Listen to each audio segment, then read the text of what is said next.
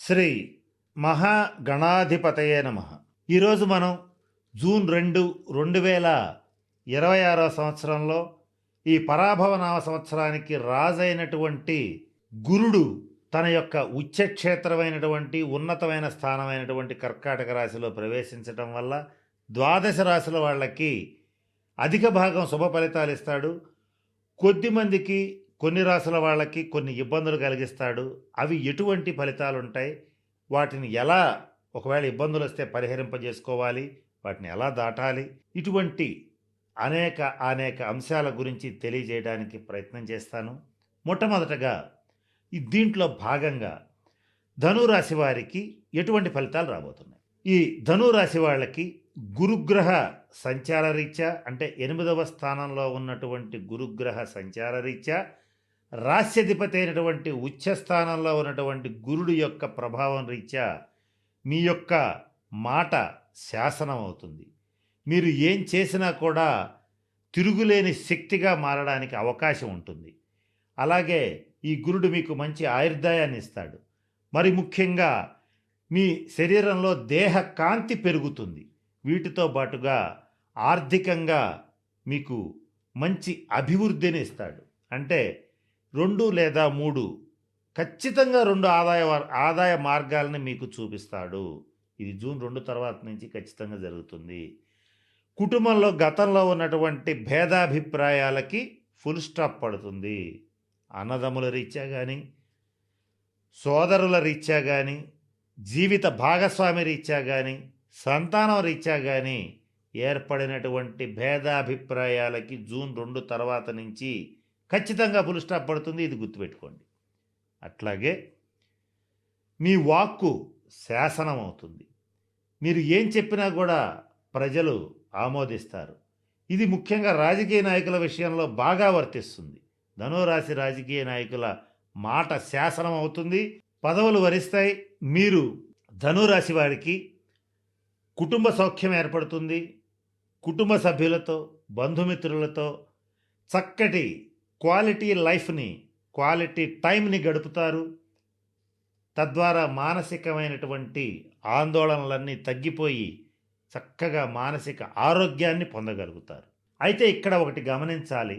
ఈ ధనురాశి వాళ్ళకి అర్ధాష్టమ శని సంచారం జరుగుతోంది. ఈ అర్ధాష్టమ శని సంచారం వల్ల చేసేటువంటి పనుల్లో తరచుగా బ్రేక్స్ పడుతుంటాయి.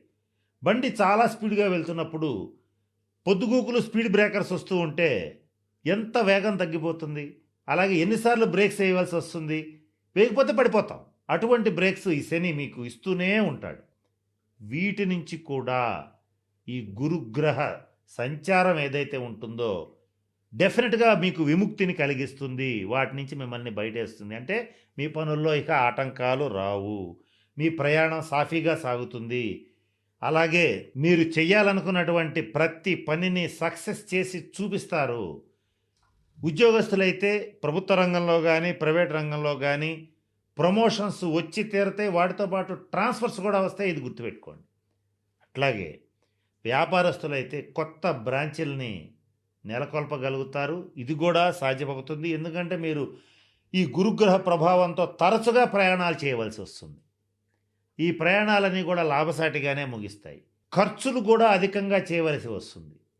కనుక ధనురాశి వాళ్ళకి ఒక ముఖ్యమైన సూచన ఏంటంటే, మీరు ఈ జూన్ 2 తర్వాత ఏదైనా ఒకటి ఖర్చు పెట్టాలి. అంటే ఒక ఇల్లు కొనాలి, లేదా ఒక కారు కొనాలి, అలా ఏదైనా ఒక వస్తువు ఖర్చు పెట్టాలి, వస్తువు కోసం ఖర్చు పెట్టాలి అని అనుకున్నప్పుడు, లేదా ఏదైనా ఒక వ్యాపారాన్ని ప్రారంభించాలనుకున్నప్పుడు మీరు ఒక చిన్న పరిహారం చేసి ప్రారంభించండి.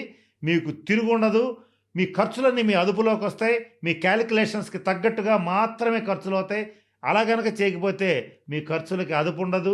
డబ్బు మంచినీళ్ళ ప్రాయంగా ఖర్చు అవుతుంది. మీ అంచనాలు తప్పుతాయి. మీరు ఏదైతే ప్రాజెక్టులో ఇంత డబ్బు అవుతుంది అనుకుంటారో దానికి డబల్ అవుతుంది.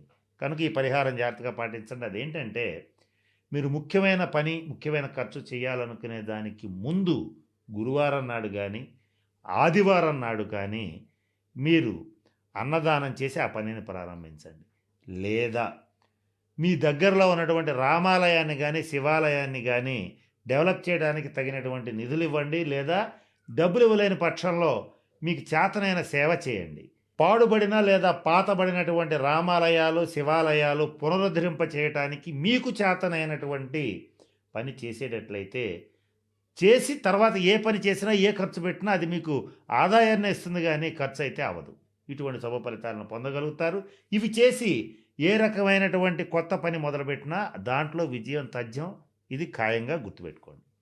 ఇకపోతే కారణం కూడా ఉంది. కారణం ఏంటంటే ఈ 9 గ్రహాల్లో గురుగ్రహం అనేటువంటిది శివుణ్ణి, రాముణ్ణి సూచిస్తుంది. దశావతారాల్లో రాముడి యొక్క అవతారాన్ని సూచించేటువంటివి 2 గ్రహాలు. ఒకటి రవిగ్రహం, 2 గురుగ్రహం. అలాగే గురువుకి గురుగ్రహాన్ని కంట్రోల్ చేసేటువంటి శక్తి ఒక్క శివుడికే ఉంటుంది, మిగతా ఏ దేవతకి ఉండదు. కనుక వీళ్ళని గనక మనం ఫస్ట్ ప్రసన్నం చేసుకుని తర్వాత మనం ఏ పని చేసినా సక్సెస్ అవుతారు. మీ రాశ్యాధిపతి కూడా గురుడు, ఆయన ఉచ్చస్థానంలోకి వెళ్తున్నాడంటే మీకు ఎన్ని అవకాశాలు ఇవ్వబోతున్నాడు ఒకసారి ఆలోచించుకోండి, ఊహించుకోండి. దానికి తగ్గట్లుగా మీరు పరిహారాలు చేసి ఆ పనుల్ని ప్రారంభించి విజయవంతంగా ముగించడం అనేటువంటిది చెయ్యండి. ఇకపోతే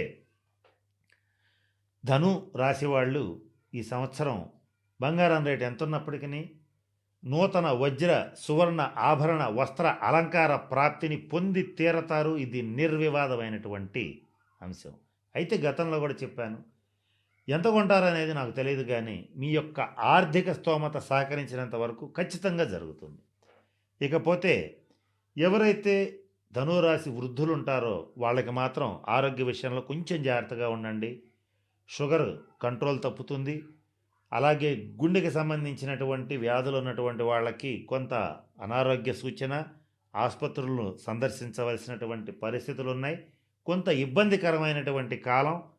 కొంచెం ఈ సంవత్సరం కాస్త జాగ్రత్తగా ఉండవలసినటువంటి పరిస్థితి ధనురాశి వృద్ధులకి సూచించబడుతుంది. ఇక్కడ వృద్ధులు అని ప్రత్యేకంగా చెప్పడానికి జ్యోతిశాస్త్రపరమైనటువంటి కారణం కూడా ఉంది. గ్రహాల్లో బాలగ్రహాలు, యువక గ్రహాలు, వృద్ధ గ్రహాలు అని ఉంటాయి. గురుడు వృద్ధ గ్రహానికి చెందుతాడు. ఇట్లా చాలా అనేక అంశాలు ఉంటాయి.